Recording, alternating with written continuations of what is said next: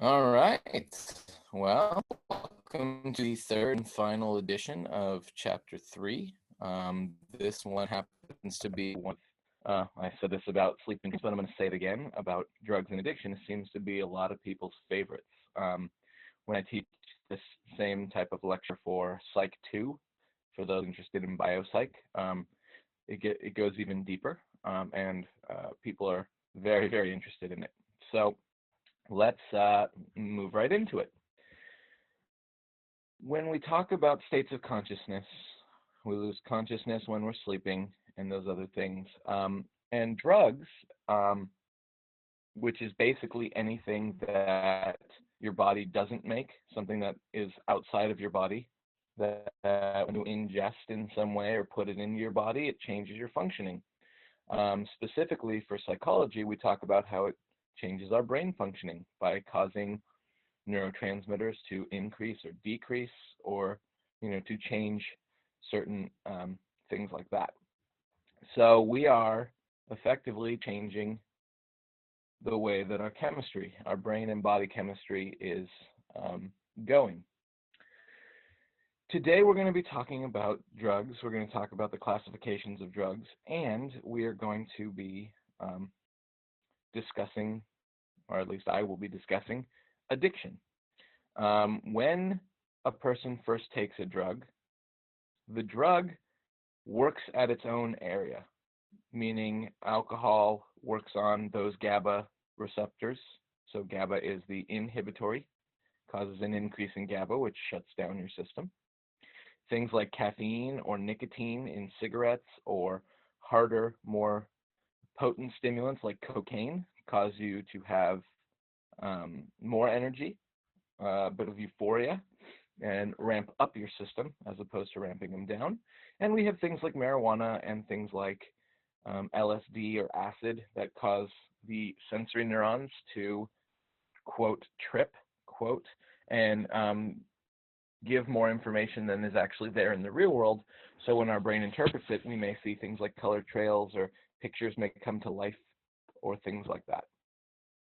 So those drugs work on their individual systems. With hallucinogens, most of those, like acid, are serotonin agonists. With alcohol, it's a GABA agonist, which starts to shut the system down, um, and things like that. But they work at those receptor sites. They work at GABA, at serotonin, at dopamine, at norepinephrine. But the one thing that these have in common is that once those are evoked, they also send dopamine into that reward center of the brain. We call that the nucleus accumbens. And we talked about this a little bit in chapter 2 when we went over the neurotransmitters in the brain. And dopamine, we said, or I said, was involved in the addiction pathway. Well, that is from the middle of the brain to that reward center, right, basically in the area of the hypothalamus called the nucleus accumbens. And that, the drugs themselves make people feel, however they feel, gives them a good feeling. And that's working where the drug is doing it. But what the dopamine spike is doing is it's telling our brain, oh, not only does this feel good, but we really like this. And it reinforces or backs up that feeling. And so when you take the drug, it works at its level. So again, let's just use alcohol as an example. Or actually, I guess I can use heroin as an example, because that will come up later. Not doing heroin, but my example. So you do a unit of heroin. It's actually something like milligrams per kilograms that you inject, but we'll call it units. You do 1 unit of heroin, and it causes your opiates to increase, your endorphins in your body. So it calls up all these great endorphins, and people get a lot of pain relief and euphoria, this great happiness. So it works at the opiate receptor sites, and it spikes dopamine. And you take your heroin again, and it works at the receptor sites of the opioids, and increases endorphins and blocks pain. And then it spikes dopamine into the pleasure center, or reward center. So we like the effects of the drugs, and now this is reinforcing to our brain that we want it. Eventually, what happens is Your brain is going to not just say we want this drug, but that we need this drug. And in fact, when this process of addiction happens, um, you are then listening to your brain, because your brain will actually start to, once the cycle continues, your brain will actually spike dopamine first because you are expecting to get this drug. It's now part of your routine. It's now part of who you are because your brain is in charge of everything you do. And your brain is now saying, we don't just want this drug, we need it. So good luck trying to get away from that. People in the 80s and maybe even in the early 90s and any time before that used to say that people who were addicted, it's just because they didn't want to stop. Maybe they didn't realize how harmful it was or things like that. No, this is your body and your brain, which is, as we've already established, in charge of every single little thing or big thing that you do. And this is your brain saying, we don't just want these drugs, we need them. So really, I say good luck trying to just up and quit, because your brain is telling you different and your brain is controlling everything you do. So if we look at this um, definition of addiction, we see it as the compulsive craving of drugs or certain behaviors, which I'll get into in a second, such as gambling, eating, sex, internet, right? Things like that. Gaming could be anything that you could compulsively do, despite known harmful consequences. So what this means is, your people who are addicted to drugs are not dumb. They know it's hurting them physically, that it's breaking down their body. They know it's hurting them mentally, could cause depression and things like that because they can't beat it. They know it's hurting them socially. They can't keep a job, stay in school, stay married, keep friends, because their whole day, their whole life now is consumed by this. And that's what it does, is it takes over the brain and makes the brain think that it needs it. So it's not like they don't know that it's hurting them. Some of the words that we have that are associated with addiction are tolerance and withdrawal, as you see here. With tolerance, that just basically says that your body or your brain is getting used to the amount of dosage. So if you've ever had a drink of alcohol, maybe when you were younger, again, I don't judge, and now I can't even see any of you guys. So I would never, tell on you. But if you did, it probably didn't take much for you to get drunk, maybe one beer or one drink or something like that. And then as you get a little older, get a little better at it, have a little more practice, with repeated use, the desired effect requires larger doses. So in this case, if you started out, I'm going to go back to my heroin example. Sorry. You start out with 1 unit of heroin. So let's call your drug dealer Doug. Doug the drug dealer. Doug the drug dealer says, why don't you try this? The first one's on me. So you try 1 unit of heroin, and oh man, is it effective, right? Don't do drugs, kids. But it's really effective. So your 1 unit of heroin makes you really high and really pain-free and really euphoric. And eventually, after a little bit, after a few times, 1 unit is just not enough. It does not give you the same high that it did the first couple times. So you need to up your dose. This happens with over-the-counter medication. This happens with prescription medication a lot of times. The amount that your body is used to is not going to be enough to produce the same effect. So eventually, you may have to go up to 2 units and double that dose of heroin to feel the same effects you felt the first time with just 1 unit. And eventually, you may even need to go up to 3 units of heroin to do that. So not only is it getting dangerous because you're increasing the dosage, it's becoming expensive, right? So what tolerance means is with repeated use, the desired effect requires larger doses. Now, if you're a pro at drinking, it may take a few shots and a 6-pack of beer to get you drunk. Not at the same time, because that would get you probably pretty gone. And withdrawal is another effect of addiction, because once your body starts to crave it, once your body starts to get used to the new normal of always having that drug, if you don't take the drug, your body's going to react. So withdrawal is defined as a discomfort and distress that follows the discontinuing of an addictive drug or behavior. Um, that's what makes you crave it, is that dopamine spike into the reward center of the brain before you even take the drug. So it makes you crave it. It makes you want it. Um, and if you don't get it in a certain amount of time, your body doesn't know how to respond and your brain doesn't know how to respond. So what it does is basically exactly the opposite of what the drug does. So if it's heroin, which is very big pain relief, the withdrawal symptoms are going to be the opposite. You're going to feel a lot of pain. With alcohol, it slows down your system. So what is it going to do in the absence? You're going to get shakes. Your system's going to ramp up. You may get a lot of anxiety. And you're going to have too much glutamate in your brain because remember, it's a lot of GABA. So now you're inhibiting GABA, and by default, you're increasing glutamate.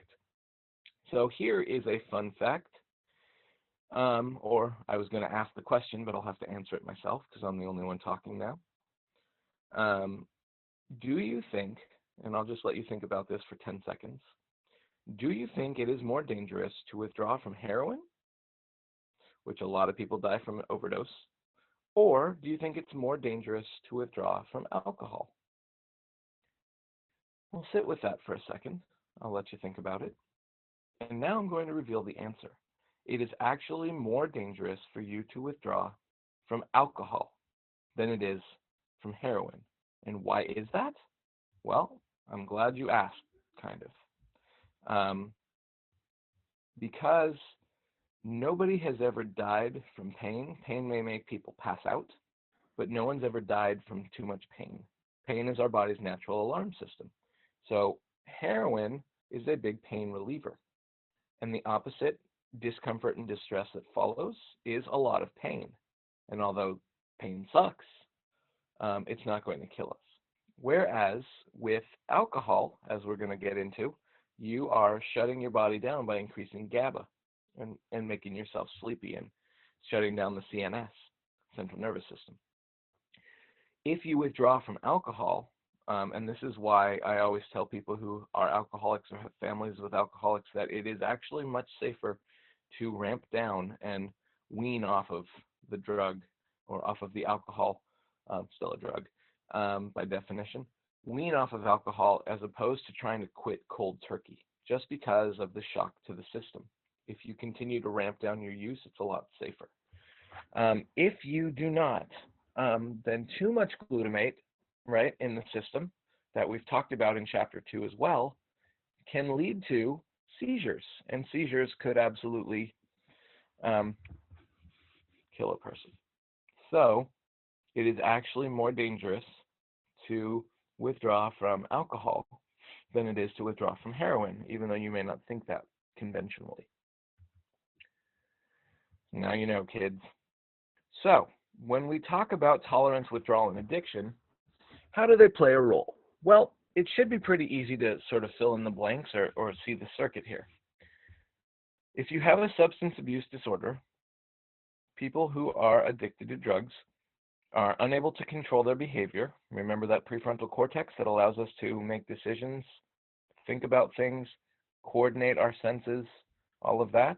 Well, you are diminishing function of the prefrontal cortex in the frontal lobe. So these people may exhibit impaired control over their emotions and control over their behavior, social disruption, very risky behavior, erratic behavior, and of course, we have the physical effects of tolerance, taking more of the drug just to feel the same high, same level, and withdrawal. If they don't take it in a certain amount of time, it literally causes them pain or discomfort and distress. So the drugs that we're talking about are what we call psychoactive drugs. And those are drugs that alter our perceptions, they alter our moods, they alter our functioning of our brain. So they may produce, again, tolerance. So it requires larger doses to achieve the desired effect. If we go back to the example of heroin, 1 unit, 2 units, and now maybe you're up to 3 units of heroin. And if you don't get that heroin in a timely manner, according to your brain, withdrawal symptoms, significant discomfort, accompanying attempts to quit or to hold out. So you're going to be in a buttload of pain. If you continue use, it used to be that it worked at the sites of the opioid receptors and then spiking of dopamine. If you become addicted, you're compulsively craving the drug, so your dopamine is spiking first before you get the drug or certain behaviors, despite knowing adverse consequences. Now, one thing that I just pointed out is that there are other things: gambling, food addiction, sex addiction, gaming addiction, anything that really can be too compulsive. Your brain, it's not a chemical dependency, so it's not working at GABA, opioid sites, serotonin, norepinephrine, right? But what those compulsive behaviors have in common with drugs and alcohol is it does spike dopamine into that pleasure center. So if you hear people dismissing it, well, drugs, of course, because it's chemical dependency, but you can't be addicted to food. You don't think sugar is a chemical? Does it change the way that your body reacts? It increases blood sugar. It does a lot of things, right? Yeah, certain foods with chemicals, right, or all foods really, can cause addiction. People who are morbidly obese, that's part of what they're dealing with. That's their own addiction. It's just not what you think of as a hard drug. In 2009, Tiger Woods' wife took one of his famous golf clubs and beat out the back window of his car, of his SUV, because she found out that he'd been cheating and his with a lot of women. His excuse at the time, which could be completely real or be completely made up because of his persona, was that he had an addiction to sex. Well, um, orgasm changes your um, composition. It causes changes in the brain. It releases endorphins, of course, not to the same degree or magnitude as opioids, but there are changes there, and people could become addicted to that. And of course, you're spiking dopamine. So could he have actually had a sex addiction? Absolutely. Could he have been making the whole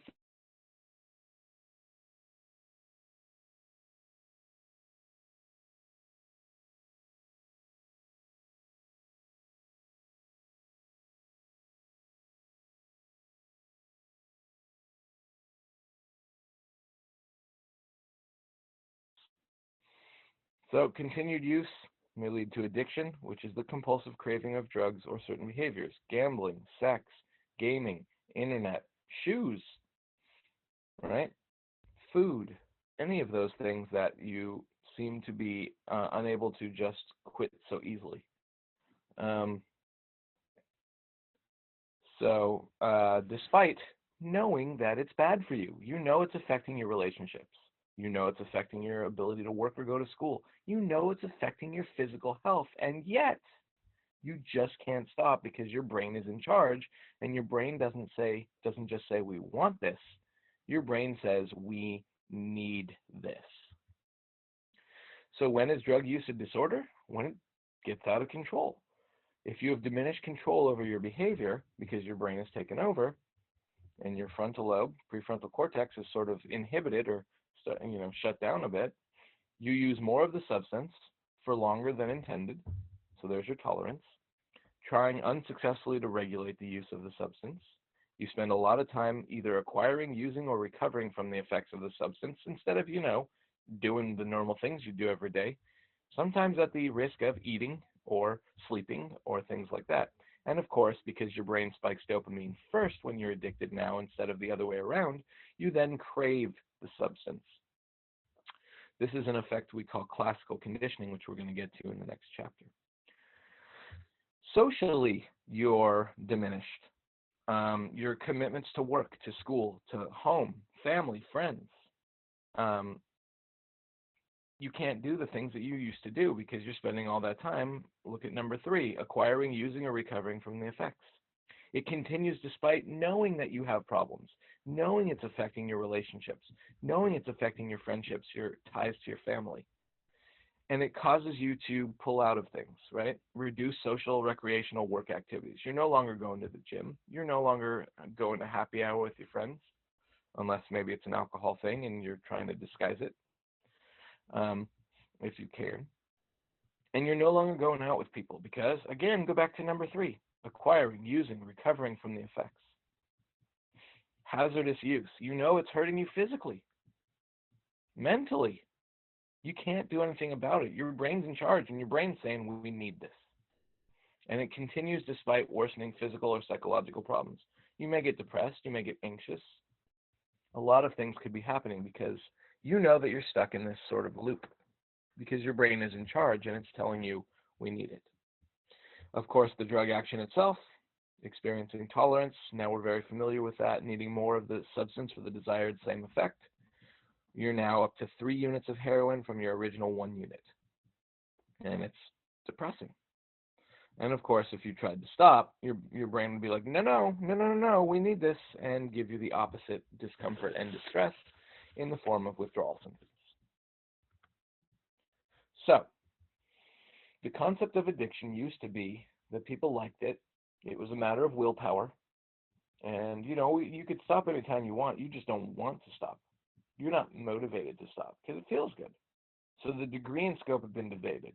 First, when the neuroscience came in and we realized that it was having a hold on your brain, they said, well, okay, I can understand that it's chemical, right? It's causing your neurotransmitters to go out of whack. It's causing dopamine to spike into your pleasure center, reward center. But that's drugs and alcohol. There's no such thing as being addicted to food or gambling or things like that. So the degree and scope have been debated for a long time. In the court system, they threw a lot of that out and they just said, oh, if you're on drugs, that's it, you go to jail. People went to jail for life, pretty much, just for having a little bit of marijuana in their pockets or on them. So nowadays, thank goodness, with the advances in neuroscience and studies and psychology, addiction is seen as a disease needing treatment because, as you know now, it takes a hold of your brain. So it is a disorder. It causes a change in the way that you function. It causes a inhibition of your prefrontal cortex. It causes a lot of different changes. So it is now seen as a disease that's needing treatment, and not just for chemicals, right? Now we see sex addiction. We see food addiction. We see a lot of other things, right? Gambling, Gamblers Anonymous, right? There's a lot of those companies or programs out there. So now it's offered for many driven excessive behaviors that can become compulsive and, of course, dysfunctional and disruptive to your life. In 2013, the American Psychological Association even talked about further study of internet gaming disorder, and we know that that's true. If you don't believe me, go to YouTube and look up teenagers whose parents take away their gaming systems. When I was a kid, we didn't have online. Now I sound old. And we just played video games on our own without being connected to other people. Now, a lot of the allure of the PS4s and the Xboxes and all of that stuff is not only do you get to play the game, but you can play online with your friends or people that maybe become your friends as you meet them online. And when you take that away as a punishment, some of these teenagers with those raging hormones go berserk. I don't have a video of this up because I don't know which ones are the better ones, but if you wanted to go down that rabbit hole, you could easily go online to YouTube or something like that and look at how ballistic people go when their parents take away their video game systems, because that's part of this idea of this internet gaming disorder, right? So you could see it for yourself if you want. So now there are 4 or 5 categories, classifications of drugs, depending on what they do to your system. We have the first type here called depressants. These are drugs such as alcohol, barbiturates, which are tranquilizers, and opiates. Now, in Psych 2, when we get a little more specific, opiates are kind of their own category. But in addition to the euphoria, and in addition to the pain relief, it does slow the body down and make you feel really relaxed and kind of sleepy. So for Psych 1, we kind of lump opiates into this idea of things that shut your body down and make you sleepy, called depressants. They're increasing GABA and shutting down the central nervous system. Alcohol is the biggest type of depressant, and that's why it's increasing GABA, decreasing glutamate by default. And that's why the more you drink, the more likely you are to pass out, because you're literally telling your central nervous system to go to sleep. So alcohol slows down your neural processing and is a very potent sedative, especially if you haven't slept in a while. Um, it is something that if you continue to consume it every day compulsively, it can cause disruption of memories. It actually causes damage to parts of your limbic system that we haven't gone over because it's Psych 1. Um, and so it can have a long-term effect, something called Korsakoff syndrome, which is symptoms like Alzheimer's disease, but it comes from drinking. So it has a long-term effect on the brain. It causes brain cells to die, and um, those don't grow back, and it impairs your thinking. It even can impair growth of synaptic connections, which means that you're killing off the connections and killing off some of the neurons if you are um, an alcoholic and you continue to drink. But we see up here in bold that it says alcohol acts as a disinhibitor. Well, if you're inhibiting your system, how does alcohol act as a disinhibitor? And you may be asking, what the heck is a disinhibitor? Well, if you think about double negatives, right? Negative times a negative is a positive. Our brain, our frontal lobe, is actually inhibiting our behavior. You may want to, or may have wanted to, scream out, "You're wrong," when I said something about horoscopes or, intuition or things like that early on in class, but you didn't because your brain said, don't be disruptive, I could get in trouble, let's not do that. Well, you also are inhibited by your thoughts and your brain a lot of times. Oh, I don't want to tell that person I have a crush on them because I fear rejection. I don't want to get up on stage and sing karaoke because I'm not confident in my voice, or I get stage fright, or I don't want people laughing at me because I hate rejection. Wow, since the theme here. So it acts as a disinhibitor because sometimes you may have heard alcohol called liquid courage. So what we get is somebody that doesn't want to tell this person how they feel, somebody that doesn't want to get up on stage and sing karaoke. All of a sudden, they take a couple shots of liquid courage, and here they are. Give me that mic. You can't stop me. Or truth serum, right? Comes out, and they just tell people their deepest, darkest secrets, including their crushes, without worries about normal inhibitions or future consequence. So right here at the bottom, it reduces your self-awareness. Thinking that people are looking at you, or maybe you just don't care. Reduces your self-control, so you're not really feeling yourself. This is sort of the alcohol that takes over. Jamie Foxx has a song. You can blame it on the alcohol. Yeah, I can do that here. And it produces what we call myopia. Myopia just means nearsightedness, which means you focus in a lot of times on some sort of arousing situation and don't think about normal inhibitions or future consequences. You're not thinking about if people are looking at you and making fun of you. You're not thinking about if your person that you have an affection for is going to reject you. You're just going and acting on impulse because that part of the brain is inhibited. You're disinhibiting. So another example that I like to give in class is, let's say that you're, working in an office and it's Friday, and your boss decides to yell at you for something that you feel was not your fault and you were wrongly accused. And your boss has words with you that you don't agree with, and it's right before happy hour. And every Friday in the office, we go to happy hour across the street.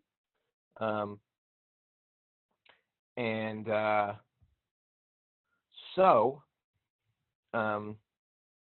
you go to happy hour and you're still thinking about how you're pissed off at your boss, and you're a few drinks in now. So you are disinhibited and you decide to go to your boss and have the words that you would have been inhibited and not done if you were not intoxicated, if you didn't disinhibit your brain.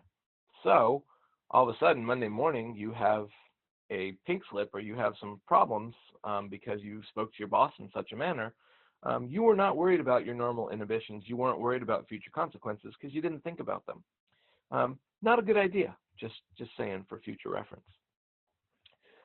So as I said, long-term effects could be affecting the liver, psoriasis, not psoriasis, sorry, liver disease, and things like that. But as I said, your brain cells also begin to die off. So if you look at the picture above, you see on the right a scan of a woman without alcohol use disorder that has barely had, that many drinks in her life. And you compare that to the one on the left of a woman with alcohol use disorder. What you see is the holes in the brain, which is where our cerebrospinal fluid flows through, are huge and a lot bigger on the scan for the person on the left. We also see a lot of holes towards the top of the brain where there used to be more connections and more cells.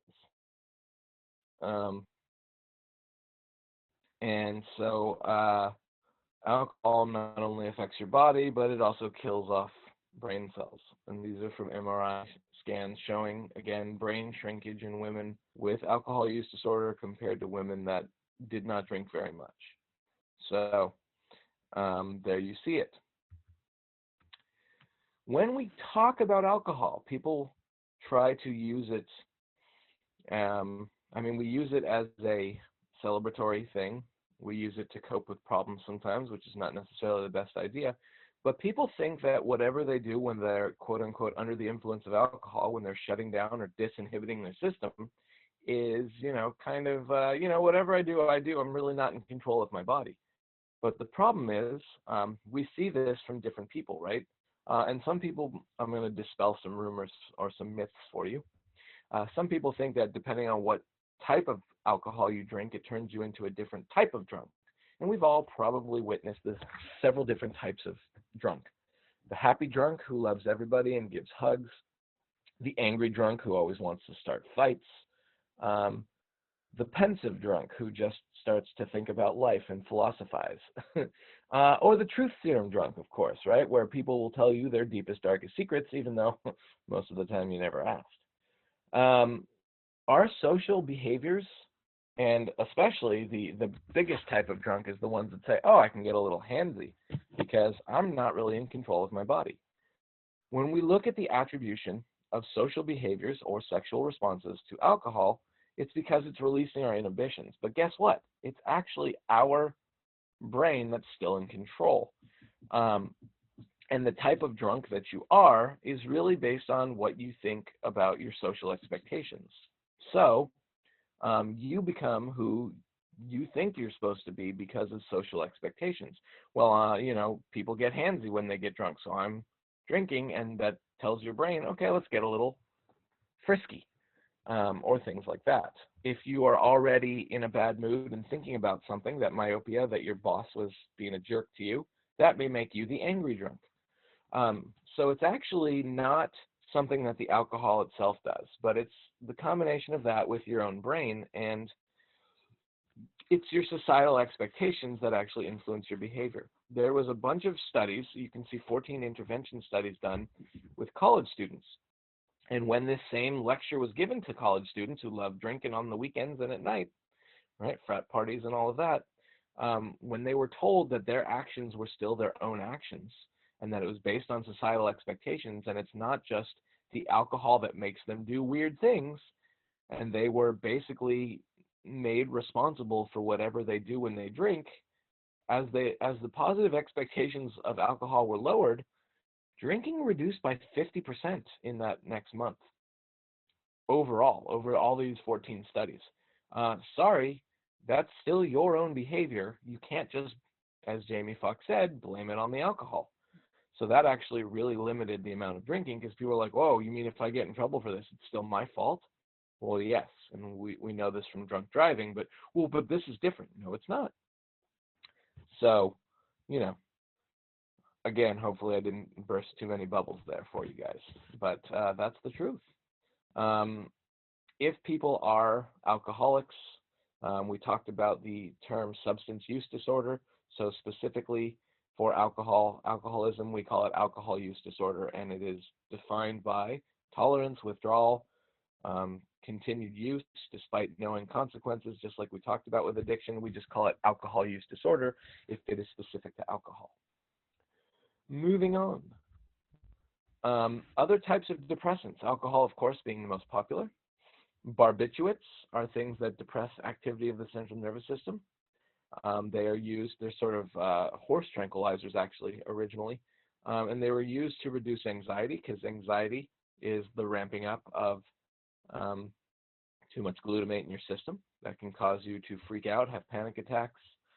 But barbiturates can kind of sometimes go too far and impair memory and judgment.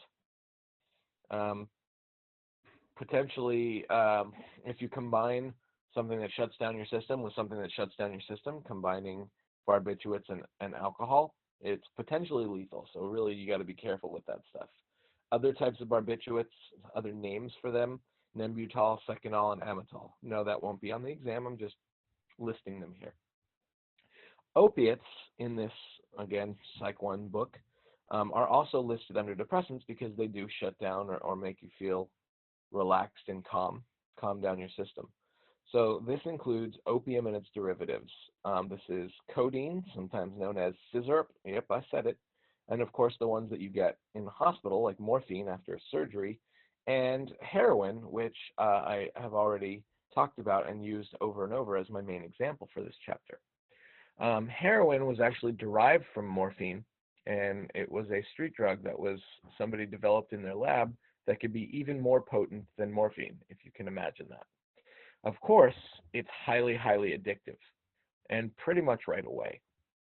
What opiates do, they have effects on the body, constricting the pupils, slowing breathing down, kind of like what we would see in the rest and digest parasympathetic nervous system, only to a bigger degree, and causes lethargy. If you're lethargic, you're tired, you're fatigued. In this case, you're just shutting down the system, so you're just feeling relaxed and tired. They're called or considered depressants here because they depress neural activity, they slow it down. Of course, they also lessen pain and anxiety. And if you do not continue your habits, withdrawal symptoms are pretty severe, a lot of pain. But again, unlike alcohol, heroin will not kill you. If you've ever heard the term kicking the habit, sometimes it could make the muscles fire, like or if you're in pain, sometimes people are sort of rolling around, writhing in pain. So if you've ever heard the term kicking the habit, unlike alcohol, it is better to quit this one cold turkey and try to get the withdrawal symptoms over with to help you to quit. So what they used to do, especially in the 1950s, is strap people down to a bed, and sometimes when they are going through pain and their muscles are firing, it can cause it to look like they're kicking. And so if you've heard the term kicking the habit, that was basically come up with, that was invented by looking at people who were recovering from opiate addiction and strapping them to the beds where they were literally kicking around. So they're kicking the habit. On the opposite end of depressants, we have uppers or stimulants, things that increase arousal level and things like that for the nervous system. So this includes stimulant drugs that you may not think of as quote-unquote drugs, like caffeine, or a lot of people consume every day, nicotine through smoking or vaping, and of course the ones that are more powerful, that are really the ones that people can consider stimulants, like amphetamines such as meth, yep, the blue stuff from Breaking Bad, cocaine, ecstasy, which is actually kind of a hallucinogen and kind of also a stimulant. I'll explain that as I go through. MDMA, also known as Molly, and of course methamphetamine. All of these things, amphetamines are sort of the performance-enhancing drugs that athletes used to take a lot, and sometimes still do, because they make you a little bit faster and more responsive, so they can enhance your performance when we have sports. I'm getting a little sad there. And they speed up your body function. So if you want a little more control of your body, you want to be a little faster, a little stronger that day. Amphetamines, at least the faster part, can enhance your performance. So what do? Remember the opposite of the opiate, which constricts the pupils, slows breathing. This one does the opposite. A lot of these stimulants involves dilation of the pupils, increase in heart rate, rise in blood sugar, drop in appetite. This is the same sort of artificially stimulating that fight or flight response in a way. Anxiety can do that too, but you don't really want that to happen. Can this cause anxiety or, stimulate anxiety too? Yeah, it can. And often it involves an increase in energy and self-confidence. So we also see this in people with bipolar disorder, as we'll talk about way later in the class, that have that euphoric self-confidence through the roof.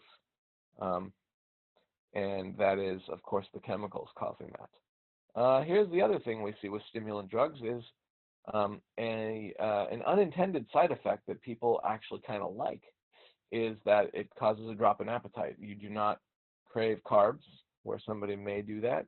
One of my favorite cartoon shows that I like to watch is Archer, and I remember a few seasons ago there is a girl character, a female character in that show that is overweight. Her name is Pam, and there was one season where they came across a big load of cocaine, and they were planning to sell it because they were no longer making money. But Pam kept getting into the stash, and this normally overweight cartoon character was all of a sudden very full of energy and got very skinny very fast.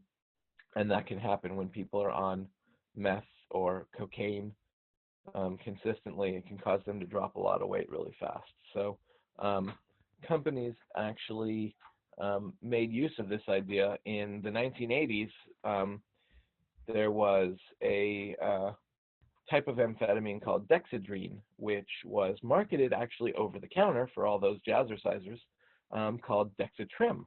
And Dexatrim was basically a legalized form of speed of an amphetamine, and it worked to help lose weight because it made people not hungry. So that's what stimulants can do. And in the 1950s and things like that, a lot of actors and actresses, I think of like Lucy and Ricky from I Love Lucy, would smoke because smoking also helped to curb your appetite. So that's why also when people are quitting nicotine and quitting smoking, they tend to gain a little bit of weight, at least, because it's the opposite effect, and that's part of the withdrawal. So speaking of nicotine, it's the highly stimulating, highly addictive psychoactive drug in tobacco. Of course, the nicotine itself is not the most dangerous part, but all of the poisons that you're ingesting, including little bits of strychnine and rat poison, tar that goes into your lungs when you smoke. But the nicotine itself, what it does is it signals the nervous system to release a bunch of neurotransmitters, most likely, or the biggest of which is acetylcholine. And that's why, and in full disclosure, I've never smoked a cigarette, so I wouldn't know, but I've been told that people get a little bit of a tingling sensation in their muscles and in the periphery. And that's because if we have acetylcholine, as we talked about, that's the neurotransmitter that goes from the brain to the muscles to tell them what to do. So it makes sense that it would stimulate them. Again, it diminishes your appetite, it boosts alertness, it even slightly boosts mental efficiency, helps to calm anxiety, and reduces sensitivity to pain. So there is, nicotine as a whole is actually not completely 100% bad. There have been studies that have shown at least slightly that it does help in learning and memory. So people who smoke maybe while they're studying. Again, I don't recommend it, and the bad really, really, really outweighs the good in this case, right? Especially the fact that it leads to certain cancers, emphysema, which is lung problems, right, and things like that. So it's a really bad idea. But that doesn't mean that the nicotine itself is all bad. That's all I'm saying. Take it for what you will. It involves challenging acute cravings. Of course, you get withdrawal symptoms, very ornery. People lack concentration, and that contributes to relapse. In fact, there is in the UK, once a year, I don't know if they still do it, but they used to do a non-smoking day, and that actually increases workplace accidents up to 7%. Pretty interesting. So Why is it that it is so effective? And of course, it's also hard to quit because you can buy cigarettes anywhere, right around the corner at any 7-Eleven or any convenience store, liquor store, right? Any of those places. But the reason that it's so effective is because nicotine reaches the brain within 7 seconds, which is even double the speed of injecting heroin straight into your veins. Within minutes, just a couple minutes, the amount that is in the blood just soars everywhere. So we can see from this picture, it arouses the brain to a state of increased alertness, increases heart rate and blood pressure, which could be bad for potential heart attacks in the future. At high levels, it does relax the muscles and trigger release of neurotransmitters that may reduce stress. Um, of course, we talked about suppressing your appetite and reducing circulation to the extremities, so you feel a little bit of a tingling sensation. Um, Moving on, we have cocaine. Cocaine is one of those things that produces a huge rush of euphoria, and it's usually over with in about 15 to 30 minutes. And I've never done cocaine, but I can tell you that people are up, up, up, up, up, and then that crash, from what I've heard, is pretty bad. And so in that case, a lot of times people will continue to cycle. And if you've ever seen these movies that portray cocaine users like Leo DiCaprio in The Wolf of Wall Street, they continue to cycle through. And why? They want to stay up, and they really want to avoid that crash at the end because it's a doozy, apparently. So people will just continue every 15 to 30 minutes to cycle and take some more so that they avoid the crash as much as possible. And of course, we have the same rules with cocaine as the other drugs, produces psychological effects. It depends on your dosage and form. And again, how you act on cocaine is, again, like alcohol, based on your expectation, your social expectations, and your personality. And definitely when we talk about disinhibition, if you're way up there, self-confidence increases, energy increases, you may think you're king or queen of the world, right? So that's cocaine. Um, so we just talked about cocaine, methamphetamine, meth, the blue stuff from Breaking Bad, my favorite all-time show, also produces those same effects. And this one is powerfully addictive. If you guys have seen the new Netflix show Tiger King, you can see that meth really messes up your teeth. This is what they call meth mouth. And it's not a good drug to be addicted to, obviously. So proceed with caution, as I say. This is a cautionary tale. Ecstasy is known as MDMA. On the street, it's known as Molly.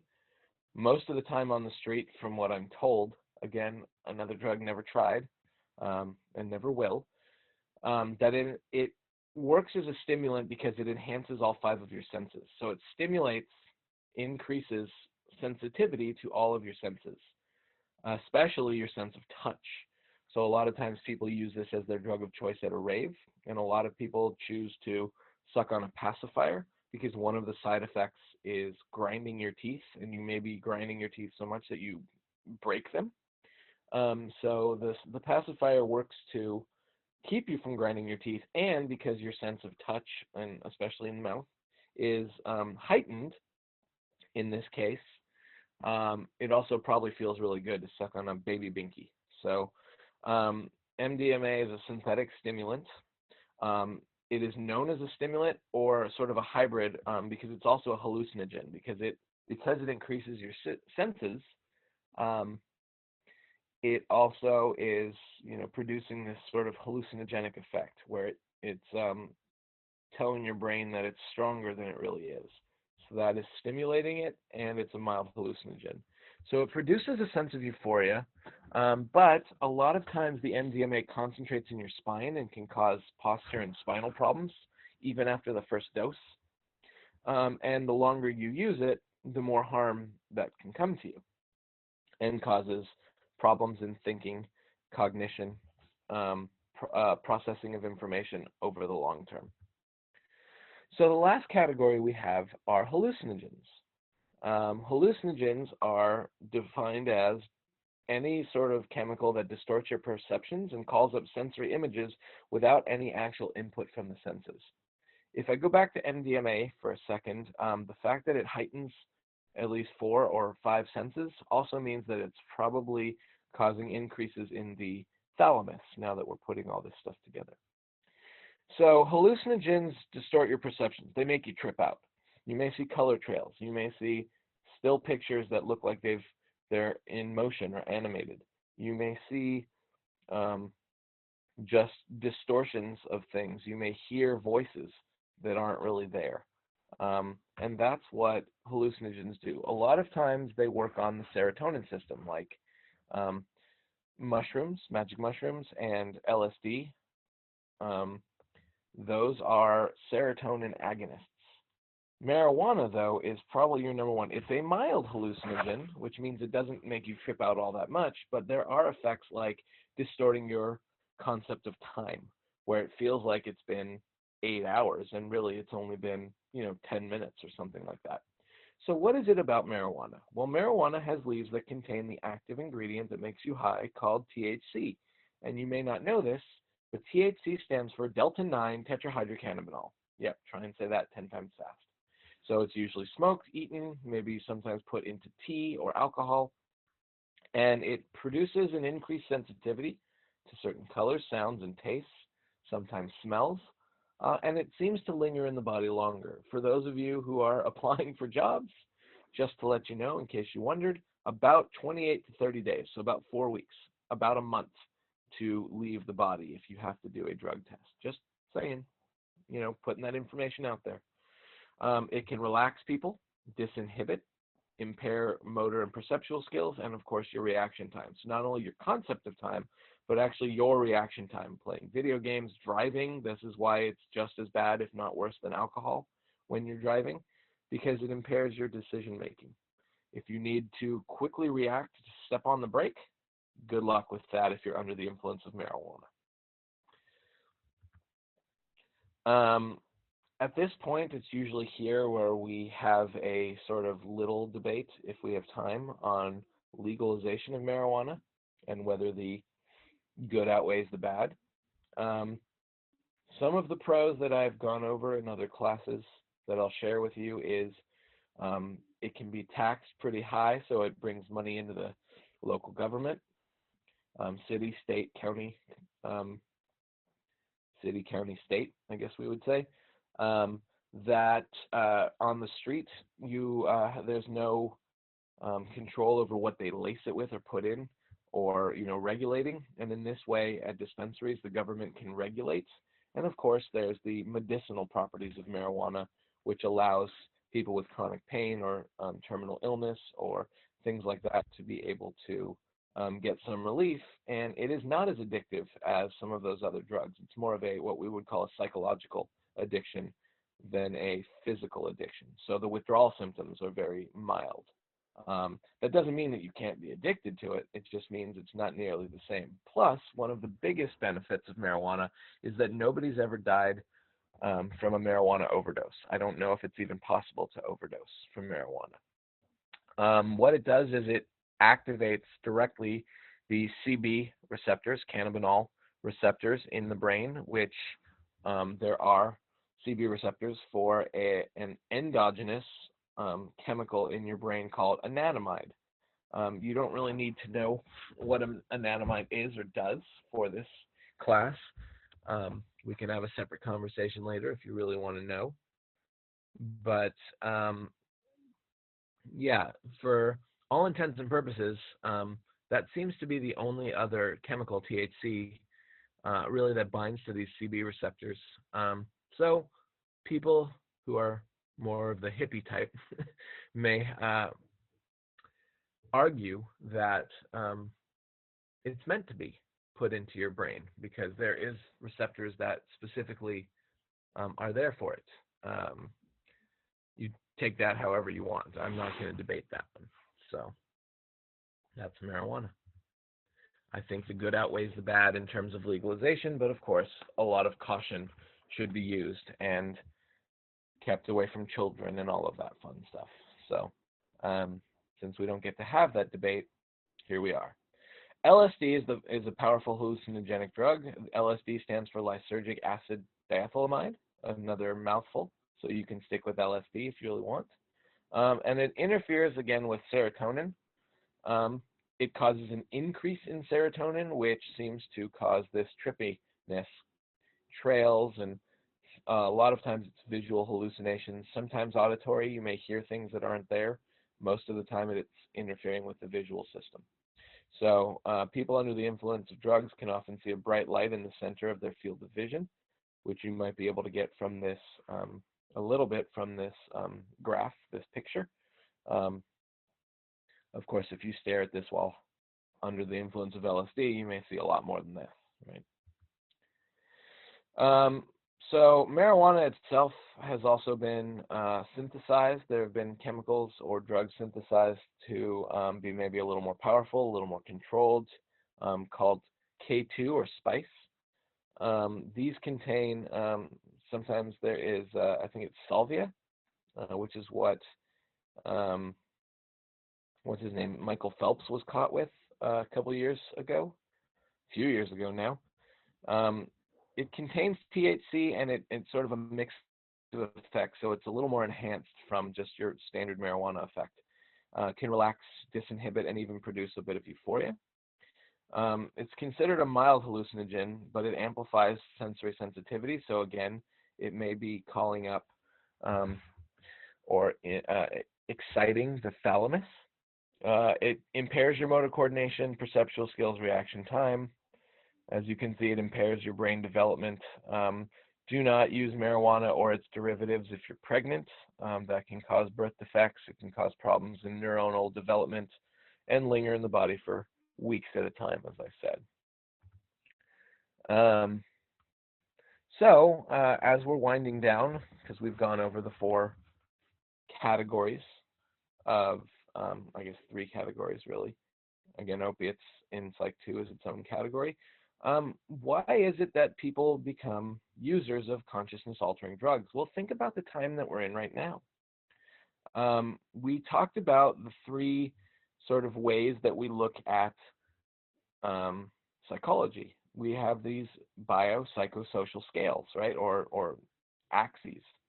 So biologically, it's genetics. When we talk about nature over nurture, if you have parents that have been addicted to substances like alcohol or drugs, then that doesn't mean that you will, but it means that your chances genetically of becoming an alcoholic are much higher. So some people may be biologically vulnerable to particular drugs like alcohol. And we also have systems where the effects of a drug may be greater to people who metabolize it more.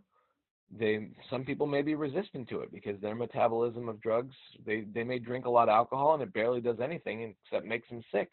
Those people are not probably going to become alcoholics because the good does not outweigh the bad. Of course, we see a lot of psychological factors like, oh, I don't know, being stuck at home, right? This can cause a lot of people right now, if they have the supply, to probably use and overuse, use and abuse. So things like stress, depression, hopelessness, social factors like peer pressure combine and a lot of times lead many people to experiment with and sometimes be addicted to drugs. Social factors, peer pressure, people pushing it on you and you don't want to be seen as a square. I don't know if people use that term anymore. I don't think people in my generation use that term, but we know that culturally that it's used, especially alcohol, as a celebratory tool. Cultural and ethnic groups have differing rates of drug use. Native Americans use peyote in their ritualistic ceremonies and things like that, which is a hallucinogen, mescaline. Drinks are used to celebrate birthdays, bar mitzvahs, right? Weddings, Friday, happy hour, right? Could just be the time of day. There's a lot of rituals. When you get together with people, you go out for a drink. When when businesses do mergers and go into business with one another, drinks, right? So it doesn't matter what type of influence, whether it's genetic, biological, whether it's psychological, or social cultural, there's a different path that is offered for drug misuse prevention, and we have different treatments for different things. Narcotics Anonymous focuses on the drug effects. Alcoholics Anonymous, AA, is for alcohol. Again, we talked about Sex Addicts Anonymous. Well, we didn't say that, but Sex Addicts Anonymous, Gamblers Anonymous, right? There are different ways for the different types, different programs, different treatments for the different types of things available. One of the things that I like to keep in mind, I'm never able to talk this much because usually the period's over by the time I get to this slide, but there's no rules here. And so different programs are available, different treatments are available, depending on what your motivation is. Sometimes people aren't motivated to do it. You know, their family forces them into it, into a rehab and things like that. Those are going to be the people that are most likely to relapse and go back into it. If people realize what they're doing to their families, what they're doing to themselves, and they really get the motivation to try to quit, and now they have the help available for them, that seems to be the best outcome.